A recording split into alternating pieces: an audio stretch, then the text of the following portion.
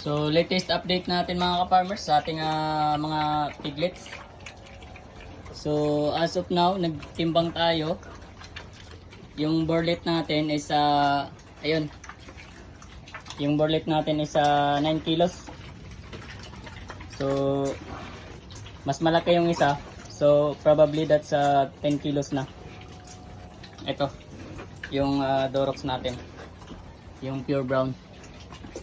So not bad mga ka-farmers for 28 days. So pwede na talaga nating iwalay ito. At take note, nung tinimbang natin ay hindi pa sila nakakain ni Makadidi.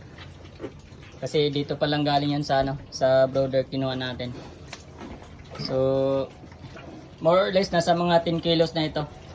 Ito mga iba nating piglets dito. Ito malaki din to. Ayan. So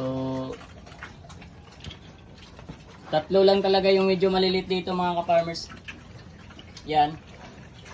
Tsaka yung P3 natin yung nasa dulo. Tsaka asan ba yung isa? Ayan yung isa yung nakasubsob sa didi. So yun lang yung medyo maliliit natin. The rest halos magkasinglaki na sila lahat. So yun lang update natin mga ka-farmers. Happy farming!